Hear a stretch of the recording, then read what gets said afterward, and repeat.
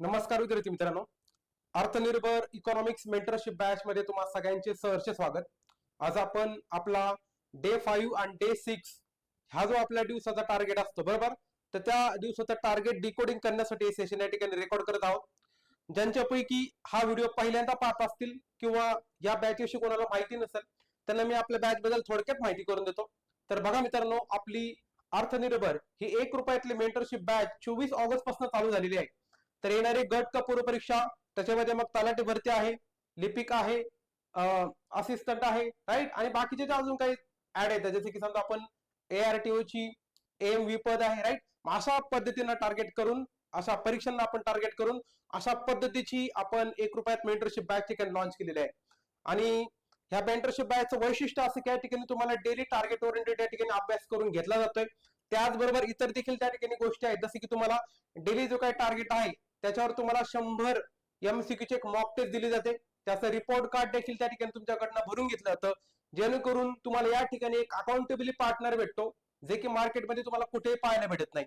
आणि सगळ्या गोष्टी तुम्हाला फक्त 1 रुपया मेंटरशिप बॅच मध्ये भेटत आहेत.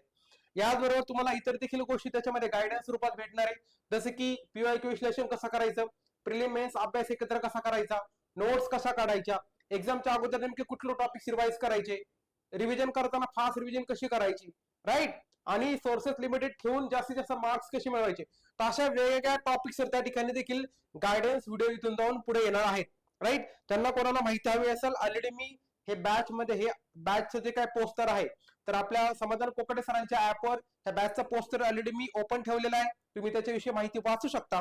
आणि बऱ्याच मित्रांना डाऊट असतो की 1 रुपयात असं काय येणार आहे, तर त्यांना मी एक जाणून बुजून एक काय म्हणू शकतो, आताच एका विद्यार्थीने मला एक फीडबॅक पाठवला होता.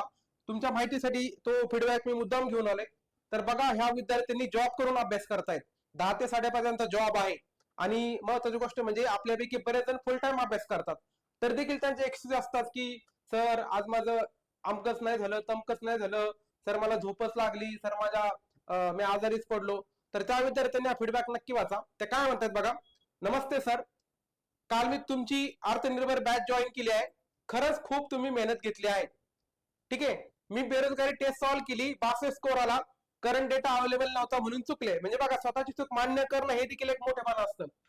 आणि या ठिकाणी तोच विद्यार्थी टिकेल जो स्वतःच्या चुका मान्य करून या ठिकाणी पुढे जाते मित्रांनो. आणि काही न्यू पॉईंट देखील मिळाले, येत्या लक्षात. सिरीज खूपच मस्त आहे, ते 1 रुपयामध्ये. त्यांना देखील कौतुक वाटले की 1 रुपयामध्ये एवढ्या गोष्टी कसं काय पॉसिबल आहे. मी ऑफिस मधून सॉल्व्ह करते. मला हा पॉईंट खूप आवडला. फुल टाइम जॉब करांना खरं सांगतो माझा सलाम आहे मित्रांनो. तुम्ही एवढं सगळं म्हणजे कुटुंबासाठी म्हणा बरोबर करून अभ्यास करत आहात, 10 ते 5.5 ऑफिस टाइम, आणि ते हे पण बोलतात की इथून पुढे सगळ्या टास्क मी सॉल्व्ह करणार आहे, राईट. थोडं पुढे मागा होईल पण सगळ्या टेस्ट सॉल्व्ह करणार. तुमचे खूप खूप धन्यवाद सर. तर अशा पद्धतीचा फीडबॅक त्यांनी आज पाठवला होता. आणि मुद्दूम तुम्हाला काय आणलं मी दाखवायला, की जे काय आपले एक्सक्यूज असतात की सर अभ्यास होत नाही, मग आता बाहेर न्यूज चालल्यात, पेपर फुटल्यात, मग अभ्यास करू नको. तर ह्या सगळ्या जंजाळामध्ये ह्या चिखलातून तुम्हाला बघा अभ्यास करायचा आहे. कारण जागा ह्या खूप जास्त आहेत, 4,500च्या आसपास जागा आहेत, त्या वाढणार देखील म्हणतायत. त्याच्यामुळे तुमच्यासाठी सुवर्ण संधी आहे. आणि यावर्षी जरी ऑफलाईन एक्झाम आहेत, पुढच्या वर्षी सांगता येत नाही. एक बोलते की पुढच्या वर्षीपासून ऑनलाईन एक्झाम घेणार आहे वगैरे, त्याच्याविषयी मला काही आयडिया नाही, पण तुम्हाला मी सांगतोय. त्याच्यामुळे जर संधीचं सोनं करायचं असेल तर हा गोल्डन चान्स आहे. आणि त्यासाठी आपण मेंटरशिप बॅचचा जास्तीत जास्त फायदा करून घ्या, ठीक आहे. तर हे होतं थोडक्यात बॅच विषयी माहिती. तर आपण आता आपलं डेली रेकॉर्डिंग या ठिकाणी पाहूया. तर बघा, आपला पुढचं जे टॉपिक असणार आहे आजचा, म्हणजे या ठिकाणी बघा मी डे 5 आणि डे 6 ह्या दोघांचं एकत्र या ठिकाणी डिकोडिंग सेशन रेकॉर्ड करतोय. याचं कारण असं, तर दोघांचा टॉपिक एकच असणार आहे आणि तो टॉपिक मोठा असल्यामुळे त्याला मी 2 भागामध्ये स्प्लिट केले, किंवा आपण त्याला 2 दिवसामध्ये स्प्लिट केले. तर बघा, आर्थिक नियोजन आणि पंचवार्षिक योजना असा जो टॉपिक आहे, राईट. आता टॉपिक हा महत्वाचा काय मित्रांनो, कंबाईनच्या पूर्व परीक्षेच्या अँगलने. तर जवळपास 2010 पासून 2025 पर्यंत या ठिकाणी मी जवळपास 525 प्रश्नाचा त्या ठिकाणी मित्रांनो अनालिसिस केला आहे. आणि जवळपास 55 प्रश्न हे एका घटकावर विचारले गेलेत. विचार करा, 525 पैकी 55 म्हणजे जवळपास 10% प्रश्न एका घटकावर विचारले गेलेत आतापर्यंत. गट ब आणि गट क ची पूर्व परीक्षा विचार केला तर, राईट. तुम्ही जे काही ठोकळा वाचला असेल, तुम्ही अशा पद्धतीचं अनालिसिस केलं असेल तर तुमच्या लक्षात आलं असेल की सगळ्यात जास्त प्रश्न ह्या घटकावर विचारले गेलेले आहेत. आणि मग अशा पद्धतीने हा टॉपिक स्किप करून चालेल का रे, तर नाही. दरवर्षी याच्यावर कुठल्या ना कुठल्या पद्धतीचा प्रश्न येतोच. याच्या अगोदर प्रश्नाचं प्रमाण जास्त होतं, पण आता थोडं कमी झालंय. पण याचा अर्थ असं नाही की येतच नाही. दरवर्षी ऍटलीस्ट एखादा प्रश्न तरी या टॉपिकवर असतो. आणि म्हणून या ठिकाणी मी आधी सुरुवात पहिल्यांदा तुम्हाला पीओके मध्ये कुठले पॉईंट्स आलेले ते आधी सांगणार आहेत, जेणेकरून तुम्हाला अभ्यास करताना एक्झामच्या अगोदर रिवाइज करताना त्याला जास्त फोकस करायचे. हा म्हणजे सिलेबस स्टडी करता तुम्ही पूर्ण करा, पण रिवाइज करताना या गोष्टींना जास्त प्रायोरिटी द्या. तर बघा, रूरकेला विलय प्रकल्प विचारलेला आहे, राईट. दुर्गापूर प्रकल्प विचारलेला आहे, राईट. मग दुसरी योजना संदर्भात माहिती विचारलेली आहे. त्याच्यानंतर नीती आयोगाचं जे काय असेल नाव, फुल फॉर्म काय, तिची स्थापना कधी झाली, तिचे अध्यक्ष, त्याच्यावर प्रश्न विचारले. नंतर कृषी क्षेत्रासाठी आर्थिक नियोजनाची उद्दिष्ट काय होती, त्याच्यावर प्रश्न आहेत. नंतर 81 पासून 2012 पर्यंत आपल्या जीडीपीचा ग्रोथ रेट किती होता. 81 पर्यंत आपल्याला जो होता त्याला आपण हिंदू वृद्धी दर म्हणतो, त्याच्यानंतरचा ग्रोथ रेट किती होता ते विचारलंय. नंतर पहिल्या पंचवार्षिक योजनेचा कालावधी विचारलाय. एवढे सिंपल प्रश्न विचारले बघा, की ह्या पंचवार्षिक योजनेचा कालावधी किती आहे, अमुक पंचवार्षिक योजनेचा कालावधी किती आहे. नंतर दुसरी योजना, त्याचा प्रतिमान आणि भर कशावर होता. तर प्रत्येक योजनेचा आपल्याला मॉडेल पाहावं लागतं, त्याच्यामध्ये कशावर भर होता ते पाहावं लागतंय, राईट. अशा पद्धतीने अभ्यास करावा लागतो. नंतर नीती आयोग सुद्धा आपल्याला माहिती आहे, कारण का 2015 पासून 1 जानेवारी 2015 पासून नीती आयोग आलेला आहे. आपलं जे आधीचं प्लॅनिंग कमिशन होतं ते, त्याच्या जागी नीती आयोग आलेला आहे. मग त्याच्यावर प्रश्नांची संख्या वाढलेली आहे. तर नीती आयोगाची मूलभूत माहिती आणि अधिकार त्यांनी प्रश्न विचारला होता. नंतर राष्ट्रीय विकास परिषदेची रचना, नॅशनल डेव्हलपमेंट काउन्सिल, आपल्याला माहिती की एनडीसीची स्थापना 1952 ला झालेली आहे. प्लॅनिंग कमिशन 1950 ला आलेलं आहे, राईट. मग त्या संदर्भात तुम्हाला कंपॅरेटिव्ह अभ्यास करावा लागेल. नंतर आर्थिक नियोजन काळामधील वृद्धी दराचा ट्रेंड टाइमिंग विचारला होता, त्याच्यावर बद्दल त्यांनी प्रश्न विचारला आहे. नंतर नव्या पंचवार्षिक योजनामध्ये सेवा क्षेत्र सगळ्याधिक वाढलं, म्हणजे हे सगळ्यात जास्त वाढण्याचं कारण का, त्याला कारण काय होते, तो तुम्हाला प्रश्न विचारलेला आहे. नंतर 12वी पंचवार्षिक योजनेचे अध्यक्ष विचारलेले आहेत. प्रत्येक वेगवेगळा तुम्हाला पंचवार्षिक योजनेचा अभ्यास ज्यावेळेस करता तुम्हाला त्याचे अध्यक्ष माहित असावे लागतात. अध्यक्ष आपल्याला माहिती आपले प्राईम मिनिस्टर आहे, बाय डिफॉल्ट त्याचे अध्यक्ष असतात. नंतर नियोजन काळामधील सर्वाधिक प्रमुख क्षेत्र कुठलं, तर आपल्याला माहिती सार्वजनिक क्षेत्र, गव्हर्नमेंटचा फोकस हा पब्लिक सेक्टरवर राहिलेला आहे, राईट. त्याच्यानंतर अजून बघा पीओके मध्ये काय, हे पीओके पॉईंट आहेत बरं का, तुम्ही सगळ्यांनी लिहून घ्यायचे. ज्यांनी कोणी मेंटरशिप बॅच जॉईन केलेले आहेत त्यांना मी सांगितलं लिखित पॉईंट तुम्ही स्वतःच्या नोटबुक मध्ये स्वतःच्या हाताने लिहायचे. जोपर्यंत स्वतःच्या हाताने लिहिणार नाही तोपर्यंत ते पाठ होणार नाही, कारण आपल्याला खूप स्पून फिडिंगची सवय लागलेली आहे. हे एक प्रकारचं स्पून फिडिंगच आहे, पण थोडा पाठ मी तुमच्यासाठी ठेवलाय तो म्हणजे हे पीओकेची समरी तुम्हाला स्वतःच्या हाताने लिहायची आहे. बघा, 12व्या पंचवार्षिक योजनेचे मुख्य लक्ष्य त्यांनी विचारले. तर बघा 11-12 योजना सध्या खूप फेमस मध्ये आहेत, कारण का ते लेटेस्ट वाले होतं म्हणून आयोगाचा सध्या फोकस 11-12 योजनेवर आहे. तर बघा 10-11-12 हे 3 योजना चांगल्या करून ठेवा, 10-11-12. तर बघा 10व्या पंचवार्षिक योजनेचा वृद्धी दर त्यांनी विचारले. नंतर पहिल्या 3 पंचवार्षिक योजनांचे सगळ्यात महत्वाचे उद्दिष्ट कुठले होते, तर समाजवादी समाराष्ट्र निर्माण करायची होती. आपल्याला माहितीये आवळी सेशन झालेलं होतं 1956च्या आसपास, UN ढेबर त्याचे अध्यक्ष होते. मग त्या संदर्भात प्रश्न आहे. भारतीय नियोजनाचे उद्दिष्ट कुठले आहेत, आपल्याला माहिती उद्दिष्ट कुठले कुठले असतात, शॉर्ट टर्म उद्दिष्ट, लॉंग टर्म उद्दिष्ट, त्याच्यावर प्रश्न आहेत. सर्व पंचवार्षिक योजनेचा कालावधी आपल्याला माहित पाहिजे, ते विचारलेले आहेत. कुठले कुठल्या योजना कधी कधी आलेल्या होत्या. 4थ्या पंचवार्षिक योजनेमध्ये घटना विचारल्यात की ह्या घटना झालेल्या होत्या, मग कधी त्याचा कालानुक्रम विचारतील किंवा ती घटना विचारतील. नंतर महालनबीस प्रतिमानाचा भर कशा होता, राईट. म्हणजे वेगवेगळे आपण मॉडेल त्या ठिकाणी वापरतो, नेमकं त्याच्यामध्ये काय होतं, कशाचा भर कशावर होता, याच्यावर प्रश्न आहेत. गरिबी हटाव घोषणा, बघा खूप फेमस घोषणा होती. इंदिरा गांधीचं ऑलमोस्ट प्रत्येक निवडणुकीमध्ये त्यांनी तीच घोषणा दिलेली आहे. मग ते कुठल्या योजनेमध्ये सुरू झाले त्याच्यावर प्रश्न विचारलाय. नंतर 11व्या पंचवार्षिक योजनेचे उद्दिष्ट विचारले. तुम्हाला बोला ना की 10-11-12 चांगल्या करून ठेवा, त्याच्यावर प्रश्न आहेत. नंतर 11 हे झालं, रिपीट झालं. 12व्या पंचवार्षिक योजनेचा कालावधी विचारलेला आहे, राईट. म्हणजे बघा कालावधी पुन्हा प्रश्न आलेले आहेत. क्षेत्रनिहाय विकास दराचे उद्दिष्ट विचारले होते की कुठल्या क्षेत्राला किती विकास दर टार्गेट आहे. दुसऱ्या पंचवार्षिक योजनेचा अग्रक्रम विचारलेला आहे, राईट, प्रायोरिटी. नंतर बघा अजून पीओके आपण पाहतो, पीओके आपल्याला संपलेले नाहीत, कारण बघा जवळपास 55च्या आसपास प्रश्न आले, तुम्हाला मी बोललो. नंतर दुसरी पंचवार्षिक योजनेची अंमलबजावणी पूर्ण न होण्याचं कारण काय, राईट. तर पूर्ण का ना झाली, आपल्याला माहितीये कधी कालावधी तरी 1956 पासून 61 आणि अशा आसपास पुढे जाऊन काय झालेलं आहे, मग भरपूर काही त्याला कारण आहेत. आता मी सगळं डिटेल लेक्चर मध्ये सांगितलंय, इथे सांगत बसत नाही. 11व्या पंचवार्षिक योजनेचे प्रमुख उद्दिष्ट काय होतं, तुम्हाला बोललो ना की 10-11-12 चांगल्या करून ठेवा. 4थ्या पंचवार्षिक योजनेची सुरुवात कधी झाली त्याचा वर्ष विचारले. नियोजन आयोगाची स्थापना वर्ष विचारले, म्हणजे आधी नियोजन आयोगावर विचारायचे, आता जास्त विचारत नाही. आर्थिक नियोजनाचे उद्दिष्ट काय असतात, तुम्हाला बघा पुन्हा बोललं शॉर्ट टर्म लॉंग टर्म जे असतात ते. 12व्या नियोजन आयोगाचे अध्यक्ष विचारलेला आहे, येत्या लक्षात सगळे तुम्हाला अध्यक्ष माहित पाहिजेत, आणि ते कोण असतं, प्राईम मिनिस्टर. दामोदर योजनाचा कालावधी त्यांनी विचारलेला आहे, कधी अंमलबजावणी झालेली आहे, राईट. जसं तिकडे टेनेसी खोरं झालं अमेरिकेमध्ये, त्याच धर्तीवर आपण इकडे अशा पद्धतीचं खोरं उभारलेले आहे. पंचवार्षिक योजनेचा अंमलबजावणीचा कालावधी विचारायचं वेगवेगळ्या. नंतर दारिद्र्य निर्मूलन आणि आत्मनिर्भरता हे कुठल्या योजनेचं प्रमुख वैशिष्ट्य होतं, तुम्हाला प्रत्येक योजनेचं मेन फोकस माहित पाहिजे की कशावर भर होता. नंतर 10व्या पंचवार्षिक योजनेनुसार शेती क्षेत्राचा रोजगारामधील वाटा किती होता? 10वी योजना खूप वेळा प्रश्न विचारलेला आहे आयोगाने. नियोजन मंडळाचे अध्यक्ष कोण असतात हे सांगायची गरज आहे तुम्हाला. Prime minister. योजना आयोगाचे पहिले अध्यक्ष कोण? ऑब्विसली प्राईम मिनिस्टर आपले पहिले जे असतील ते जवाहरलाल नेहरू. दुसऱ्या पंचवार्षिक योजनेचे प्रमुख उद्दिष्ट म्हणजे प्रत्येक योजनेचे उद्दिष्ट तुम्हाला पुन्हा हायलाइट करावं लागतील. 7व्या पंचवार्षिक योजनेमध्ये कशाचा विकास मिळवण्यासाठी नवीन योजना तयार करण्यात आली. नंतर 8व्या योजनेचा कालावधी म्हणजे बघा कालावधी सारखे सिंपल प्रश्न विचारलेत. 11वी पंचवार्षिक योजनेचा कालावधी. ठीक आहे. नंतर हे झालं राष्ट्रीय उत्पन्न टार्गेट विचारलेला आहे, कालावधी विचारलाय. नंतर सामाजिक सेवासाठी खर्च किती निर्धारित केला ते विचारलंय 11व्या योजनेमध्ये. कोणत्या पंचवार्षिक योजनेमध्ये विकास प्रकल्पाची साधन सामग्री समग्र संरक्षण क्षेत्रामध्ये वाढवण्यात आली? आपल्याला माहितीचे युद्ध झाले, एक चायना बरोबर झाले, पाकिस्तान बरोबर झाले, त्याच्यामुळे त्या ठिकाणी आपण काय केलेलं आहे, जे काय खर्च होतो तो संरक्षणाकडे वळवलाय. कोणत्या पंचवार्षिक योजनेमध्ये कुटुंब नियोजन कार्यक्रम भर देण्यात आलेला आहे?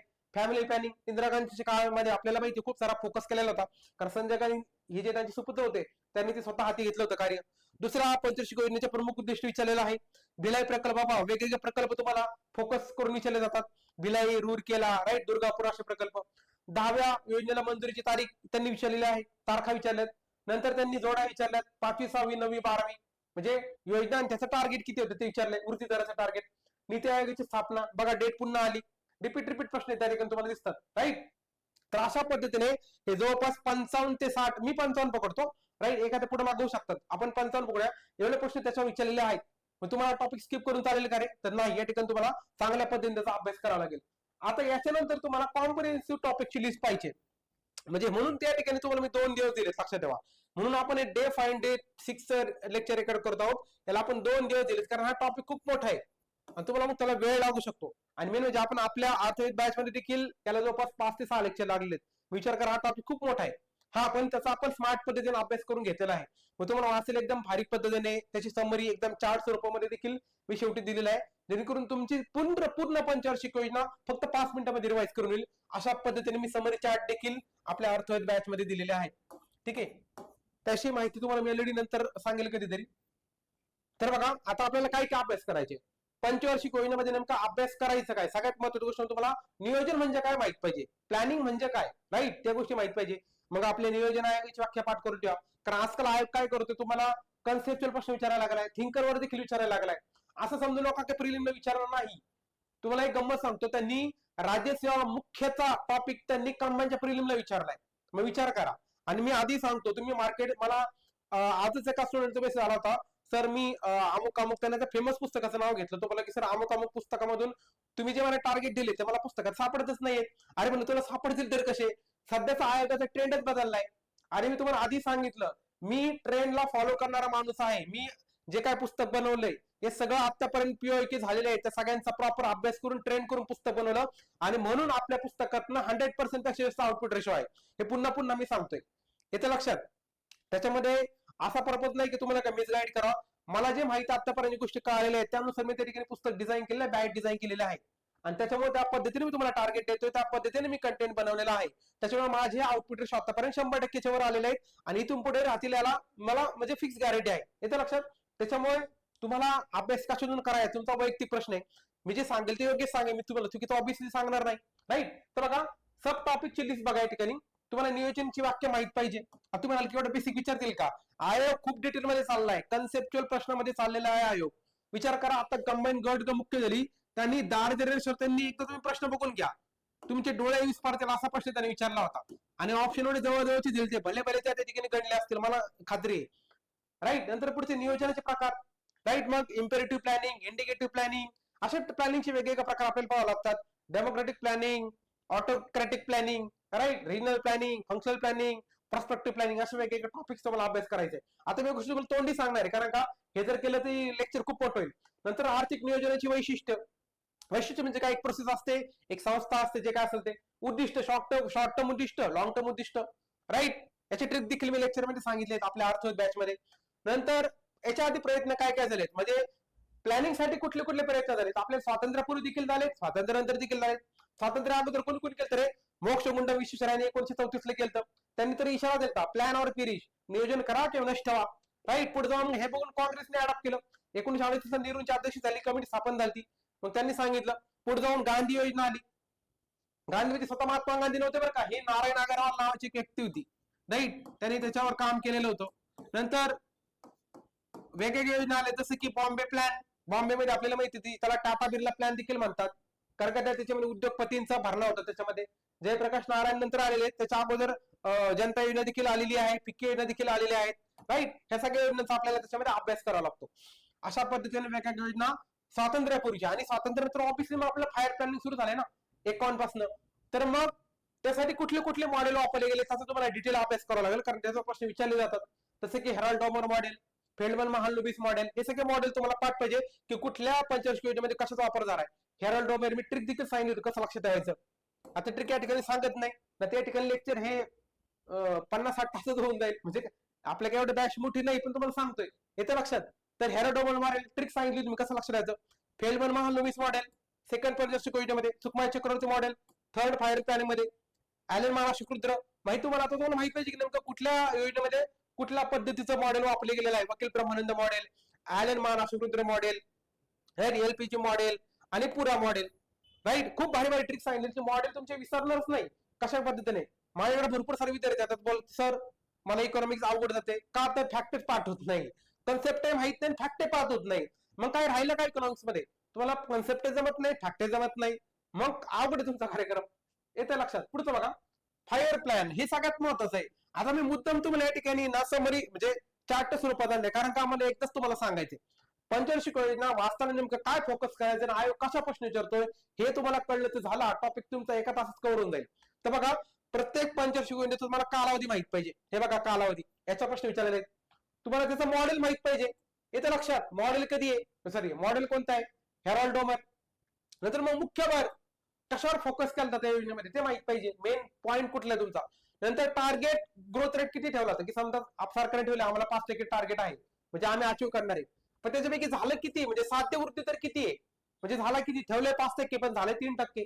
नंतर हे प्रमुख प्रकल्प कुठले आले याच्यावर काय प्रश्न विचारलेत, भिलाई, दुर्गापूर, रूरकेला, राईट. मग सील प्रोजेक्ट कुठं आलाय, येतं अशा पद्धतीचे प्रश्न तुम्हाला काय विचारले गेले प्रकल्पांवर. नंतर सार्वजनिक खर्च, खर्च हा हे महत्वाचं आहे. टोटल मिळून खर्च किती झालाय, 10,000 कोटी झालाय, 1,00,000 कोटी झालाय, 50,000 कोटी झालाय, हा खर्च टोटल खर्च. ह्या खर्चापैकी सगळ्यात खर्च कशावर झालाय याचं लक्षात. आता या ठिकाणी तुम्हाला ट्रिक अशी की जो मुख्य भर असतो समजा शेती, ते शेतीवर बऱ्यापैकी खर्च व्हायला पाहिजे, म्हणजे शक्यतो हे तुम्हाला ट्रिक लागते. काही ठिकाणी असं झालंय मेन फोकस आहे वेगळा, तुमचा सगळ्यात खर्च झाला वेगळ्या टॉपिकवर, तर त्याला कारण देखील कसे आहेत त्याची ट्रिक देखील मी लेक्चर मध्ये सांगितले. नंतर वेगवेगळे प्रकल्प कुठले कुठले प्रोजेक्ट त्या ठिकाणी आलेले आहेत. नंतर वेगवेगळ्या शासकीय योजना, कुठल्या कुठल्या शासकीय योजना चालू झाल्यात, कार्यक्रम सुरू झालेले आहेत. आणि महत्वाच्या घडामोडी, घडामोडीमध्ये आपण कुठल्या घडामोडी पाहिजे रे, तर आर्थिक घडामोडी पाहिजे, म्हणजे कुठली संस्था आली का. नंतर राजकीय घडामोडी, कुठले पॉलिटिकल इश्यू झालेत का. आंतरराष्ट्रीय घडामोडी, कुठं सुएझचा इश्यू झालाय का, कुठं तेल संकट निर्माण झालंय का, राईट. अशा पद्धतीच्या घडामोडी तुम्हाला त्याच्यामध्ये अभ्यास करावा लागतात. तर तुम्ही जर का मित्रांनो अशा पद्धतीने अभ्यास जर केला, विचार करा मी ही ऑलरेडी आमच्या लेक्चर मध्ये म्हणजे आपल्या बॅच मध्ये याची मी समरी दिलेली आहे. तुम्ही जर अशा पद्धतीने अभ्यास केला, मी तुम्हाला हे पूर्ण अभ्यास करताना डिटेल करायचं बरं का. तुम्ही जर अशा पद्धतीने केलं तरी चांगलीच गोष्ट आहे, पण तुम्हाला प्रत्येक योजनेमध्ये काय फोकस करायचं ते सांगते. पहिली, दुसरी, तिसरी, मग योजना सुट्टी आहे, चौथी योजना आहे, राईट. नंतर तुमची सरकती योजना 6वी, 5वी, 6वी, 7वी, नंतर वार्षिक योजना. त्याची कारण पण सांगितली की नेमकी ती योजना सरकतीच का झाली, वार्षिकच का झाली, म्हणजे सुट्टीच का झाली, याची देखील मी तुम्हाला त्याची कारण आणि ट्रिक सांगितले आहेत. नंतर 8वी, 9वी, 10वी, 11वी, 12वी झालं, पंचवार्षिक योजना खतम. 2 पानं सिलेबस, 2 पान पण एक विचार करा.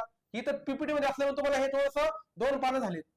नॉर्मल तुम्ही A4 साईज मध्ये पेज केलं मध्ये एका पानामध्ये तुमचा पंचवार्षिक योजनेचा कार्यक्रम खतम, संपला तिथंच. म्हणजे विचार करा, लिटरली 5 मिनिटांमध्ये तुमची पंचवार्षिक योजना पूर्ण रिवाइज होऊन जाऊ शकते, राईट. आणि जे कोणी बोलतात ना की सर नोट्स कशा बनवायच्या, तर नोट्स अशा बनवायच्या, तेव्हा पण तुमची रिव्हिजन होते. तुम्ही ते घेऊन बसणार ठोकळा 1000 पानांचा आणि मग मला म्हणणार सर मला इकॉनॉमिक्सला मार्कच येत नाही. भाऊ येतीलच कसे तुला मार्क, तो वाचतो फापट पसारा, तर कसं व्हायचा कार्यक्रम तुझा. नंतर पुढचं बघा, तुम्हाला पंचवार्षिक योजना आपली यश अपयश काय त्याचा अभ्यास करावा लागतोय, म्हणजे प्रमुख अपयश कुठं कुठं आले आणि त्याचे कारण पण त्या ठिकाणी अभ्यास करावा लागेल. येतं लक्षात, काय कारण होते, म्हणजे प्रमुख अपयश कुठला आले, राईट. म्हणजे व्हॉट आर दी फेल्युअर्स आणि व्हाय आर द फेल्युअर्स, हे दोन्ही पण माहिती पाहिजे. WH टाईप प्रश्न शिकता का नाही तुम्ही ग्रामर मध्ये, मग तेच त्या ठिकाणी विचारायचे, what are the failures, why are the failures, किंवा मग कुठल्या सेक्टर मधले विच सेक्टर्स, कुठल्या कुठल्या सेक्टर मध्ये फेल्युअर आहेत, अशा पद्धतीने अभ्यास. नंतर महाराष्ट्राच्या योजनेचा थोडाफार अभ्यास करावा लागतोय. नंतर मग पंचवार्षिक योजनेचे अध्यक्ष, त्याच्यावर प्रश्न विचारायचे, अध्यक्ष उपाध्यक्ष. अध्यक्ष आपल्याला माहिती प्राईम मिनिस्टर आहेत, उपाध्यक्ष कोण, दर प्राईम मिनिस्टर त्यांना नेमतात उपाध्यक्षांना.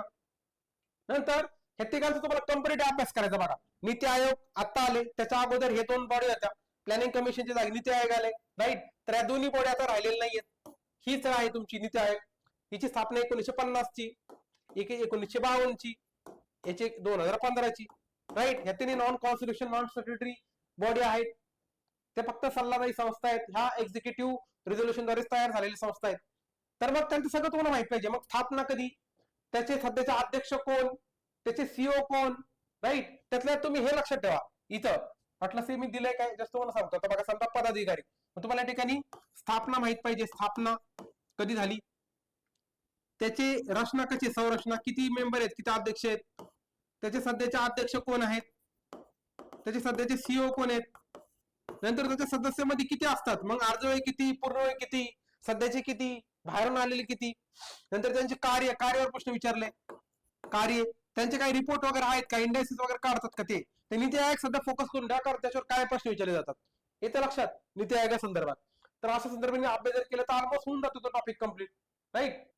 नंतर महाराष्ट्र बाबतीत तुम्हाला अभ्यास करावा लागतो. जसं समजा मित्र आयोग, जसं नीती आहे तसं मित्र आयोग बघा, महाराष्ट्र इन्स्टिट्यूट फॉर ट्रान्सफॉर्मेशन, तसं तिकडे national institute for transforming India, त्याला आपण नीती म्हणतो फुल फॉर्म मध्ये, right. National institute for transforming India म्हणजे नीती आयोग. तसं मित्र आयोग आहे महाराष्ट्रामध्ये, राईट. नंतर नीती आयोगाचे वेगळे तुम्हाला इंडायसिस माहित पाहिजे, कुठला इंडायस वगैरे आहे ते.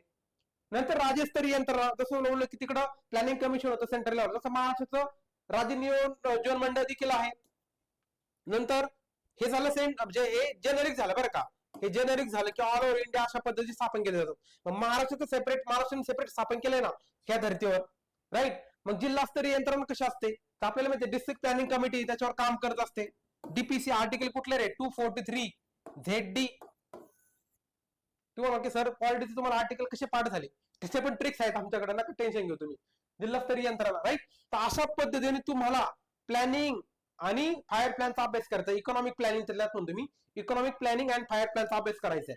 मी तुम्हाला या गोष्टी क्रक्स अँगल सांगितलं की पीओके मध्ये कशावर फोकस केले आणि संपूर्ण चॅप्टर अभ्यास करताना कशावर फोकस करायचा आहे. तुम्ही अशा पद्धतीने अभ्यास केला तर चॅप्टर काहीच अवघड नाही मित्रांनो. आणि तुमच्यासाठी आपण म्हणतो ना एक बाय का खेळ जायगा. आणि जे कोणी या ठिकाणी टार्गेट पाहत असेल त्यांनी कंपल्सरी आपली मॉक टेस्ट आहे ऍप मध्ये मी अपलोड केलेली मॉक टेस्ट 100 MCQ ची टेस्ट आहे मित्रांनो. 100 MCQ तुम्हाला वेळ लावून 60 मिनिटांमध्ये सोडवायचे. कमी वेळ झाले तर चालेल पण जास्त नको, 1 मिनिट जास्त नको. आणि सॉल्व्ह करताना OMR वर सॉल्व्ह करा. कशावर, OMR शीट वर, राईट. आणि तुम्हाला काय करायचं OMR शीट सॉल्व्ह केल्यानंतर त्याचं रिपोर्ट कार्ड मी ऑलरेडी ऍप मध्ये रिपोर्ट कार्ड टाकलेलं आहे, तुम्हाला ते रिपोर्ट कार्ड भरायचंय. बऱ्याच विद्यार्थ्यांनी टेलिग्राम ग्रुप जॉईन केलेलं नाहीये. विचार करा आपले जवळपास आतापर्यंत 400+ ऍडमिशन झालेले आहेत, म्हणजे 4 ते 5 दिवसामध्ये 400+ ऍडमिशन झाले. तरी देखील त्याच्यामध्ये सगळ्या विद्यार्थ्यांनी ग्रुप जॉईन केलेला नाहीये. जर तुम्ही ग्रुप जॉईन करणार नसाल तर मग त्या ठिकाणी आपल्याला मेंटरशिप थांबवावी लागेल. लक्षात ठेवा सगळ्यांनी तो ग्रुप जॉईन करायचा आहे. त्या ठिकाणी अशा पद्धतीने रिपोर्ट कार्ड डेली पद्धतीने पाठवायचे. फी कमीत असले म्हणून तुम्ही त्याला टाइमपास घेऊ नका. मला या ठिकाणी सिन्सिअर विद्यार्थी हवे, याच्या लक्षात. बरेच विद्यार्थी रिपोर्ट कार्ड पाठवत आहेत आणि कन्सिस्टंटली पाठवत आहेत, त्याच्यामुळे माझी खात्री घेते नक्कीच फायनल निकालामध्ये असतील, राईट. तर अशा पद्धतीने रिपोर्ट कार्ड तुम्हाला भरून पाठवायचे. किती क्वेश्चन सॉल्व्ह केले, किती क्वेश्चन स्किप केले, चुकल्यापैकी किती चुकले, ते पण कसे चुकले, फॅक्च्युअल चुकले, करंट चुकले, मिक्स चुकले, राईट. आणि शेवटी नेट स्कोर. असं करून तुम्हाला डेली पद्धतीने रिपोर्ट कार्ड पाठवायचं आहे, याच्या लक्षात. आणि जे कोणी नवीन विद्यार्थी पाहत असतील तुम्ही सिरियस असाल तरच जॉईन करा, कारण तुमच्या 1 रुपया घेऊन आपल्याला बंगला बांधायचा नाहीये, याच्या लक्षात. तुम्ही 1000 रुपये फी दिली तरी त्या ठिकाणी तुम्हाला जॉईन करून घेणार नाही, कारण का मला फक्त सिन्सिअर विद्यार्थी पाहिजेत. कारण याच्यापूर्वी देखील मी मेंटरशिप बॅच कंडक्ट केलेला आहे, फ्री देखील कंडक्ट केल्या, पेड देखील कंडक्ट केलेले आहेत. आणि मला एक महत्वाची गोष्ट जाणवली, पेड बॅच असेल तर बऱ्यापैकी विद्यार्थी सिन्सिअर असतात आणि फ्री म्हणजे 1 रुपया वगैरे असेल तर विद्यार्थी सिन्सिअर नसतात. हा माझा पूर्वीचा अनुभव आहे. मी आहे ते स्पष्ट बोलणारा माणूस आहे. मला या ठिकाणी असं काय म्हणू शकतो आपण, उगाच तुम्ही ऍडमिशन घ्या म्हणून त्या ठिकाणी मी बोलत नाहीये. मला फक्त सिन्सिअर विद्यार्थी पाहिजे. तुम्ही जर MPC टुरिस्ट असाल, टुरिस्ट म्हणजे कळलं का, टाइमपास पुरतो घेऊन बघतो, तर प्लीज येऊ नका, माझा टाइम घालू नका, तुमचा घालू नका, येतं लक्षात. तर सिन्सिअर असाल तरच बँच जॉईन करा आणि बॅचचा नक्की लाभ घ्या. तर तुम्हाला काही प्रॉब्लेम असेल त्या ठिकाणी ऑलरेडी मी मोबाईल नंबर दिलेला आहे, 755 922 1854 माझा मोबाईल नंबर आहे. त्याच्यावर तुम्हाला व्हॉट्सअप करा, काय प्रॉब्लेम असेल तर कळवा. आणि ऑलरेडी इकॉनॉमिक संदर्भात जे काही अपडेट्स असतात, चालू घडामोडी असतात, इकॉनॉमिकच्या काही ट्रिक्स वगैरे असतात, त्या संदर्भात ऑलरेडी आपली MPC इकॉनॉमिक ट्रिक्स नावाचं चॅनल देखील त्या पद्धतीचं आहे. तुम्ही हे QR कोड स्कॅन करून ते चॅनल जॉईन करू शकता किंवा हे नाव सर्च करून अशा पद्धतीने सर्च बार मध्ये त्याचे टेलिग्राम चॅनल जॉईन करू शकता. येत्या लक्षात? जे काय असेल तर बाब तुमच्या जर काही डाऊट्स असतील तर तुम्ही ह्या युट्यूब मध्ये व्हिडिओ पाहत असाल तर तुम्ही युट्यूबच्या व्हिडिओमध्ये कमेंट करून सांगा. आणि बरेच विद्यार्थी विचारत होते की सर आम्हाला कमीत वेळेमध्ये जास्तीचं आउटपुट पाहिजे असेल तर काय करावं लागेल. तर बघा ऑलरेडी माझं स्वतःचं पुस्तक आहे युनिक अकॅडमी मार्फत अर्थशास्त्र नावाचं पुस्तक. आता त्याची सेकंड एडिशन आहे. जवळपास त्याला 2 वर्ष कंप्लीट झालीत. मागच्या सप्टेंबर मध्ये काढलं होतं, सप्टेंबर 2024 मध्ये. आता सप्टेंबर 2026 येईल. 2 वर्षामध्ये याचे 2 एडिशन झाल्यात आणि आतापर्यंत जेवढ्या एक्झाम झाल्यात त्याच्यामध्ये मोर दॅन 100% आउटपुट रेशो आहे. बघा तुमच्यासाठी मी प्रूफ देखील आणलेला आहे. आता सगळ्यांचे पीडीएफ तुम्हाला पाहिजे असेल पीडीएफ प्रूफ तर ऑलरेडी मी माझ्या टेलिग्राम चॅनलवर टाकलेलं आहे, तुम्ही ते पाहू शकता. राईट, म्हणजे आपण या ठिकाणी फक्त सांगायचं काम नाही करत तर प्रूफ देखील करून दाखवतो. राईट, ज्यांना कोणाला या ठिकाणी आणि याच्यापेक्षा जर अजून फायदा करून घ्यायचा असेल, या ठिकाणी ऑलरेडी 100% रेशो तुम्हाला दिसतोय, पण याच्यापेक्षा अजून फायदा करून घ्यायचा असेल तर ऑलरेडी आपली अर्थवेद बॅच आहे.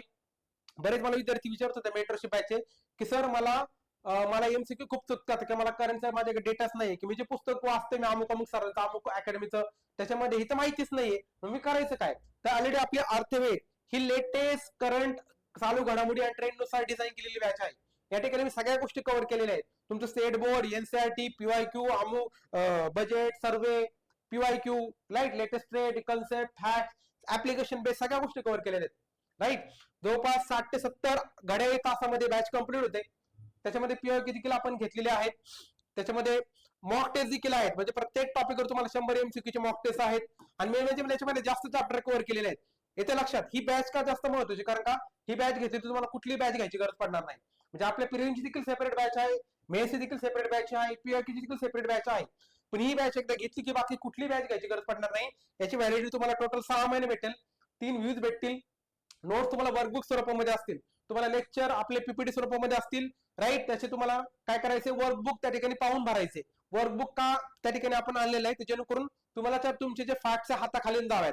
राईट, वर्कबुक म्हणजे जवळपास जे काही महत्वाचे फॅक्ट्स असतात त्या ब्लँक सोडलेले असतात, तुम्हाला ते स्वतःच्या हाताने भरायच्या. त्या संदर्भात ऑलरेडी मी त्याचे सॅम्पल ऍपमध्येच ह्या बॅच मध्ये फ्री स्वरूपात टाकलेले आहेत, तुम्ही ते पाहू शकता. त्या कोकटे सरांचे जे टेलिग्राम चॅनल आहे त्याच्यावर पाहू शकता. राईट, अशा पद्धतीने आहे. सध्या मार्केटमध्ये याची जर विचार केला, ह्या सगळ्या बॅचचा विचार केला तर मार्केटमध्ये कमीत फी याची 4.5 ते 5 हजार आहे. पण आपण विद्यार्थ्यांच्या आर्थिक परिस्थितीचा विचार करून फी फक्त 1490 रुपये ठेवलेली आहे. विचार करा, त्याच्यामध्ये देखील आपण ऑफर देत असतो वेगवेगळ्या काही सण सुद्धा आला तर. त्याच्यामुळे तुम्हाला ह्या बॅच घेऊन तोटा तर नक्कीच होणार नाही याची मी गॅरंटी देतो. आणि ऑलरेडी याच्यापूर्वी हे मी प्रूव्ह करून दाखवलेले गेले 2 वर्ष. त्याच्यामुळे मला नक्की विश्वास आहे की तुम्हाला ही बॅच घेतल्यानंतर बाकी कुठलाही कंटेंट, कुठली बॅच, कुठलं पुस्तक वाचायची गरज पडणार नाही. हा, जर वाटलं तर आपलं पुस्तक घेऊ शकता. इनके जर तुमच्यापैकी कोणाला वाटलं की सर मला बॅच नको, मला पुस्तक घेऊ शकता. पुस्तक आणि त्याला पुस्तकाच्या वरचा ऍडव्हान्टेज पाहिजे असेल तर त्यांनी बॅच नक्की करा, मी रिकमेंड करतो. कारण का मी स्वतः याच्यावर खूप काम केलेलं आहे. विचार करा, माझा स्वतःचा मी पर्सनल टाइम याच्यामध्ये देत आहे, कारण मला माहिती आहे की विद्यार्थ्यांना कॉम्पिटिशन खूप वाढलेले आहे. एकेका मार्कावर 10 विद्यार्थी आहेत.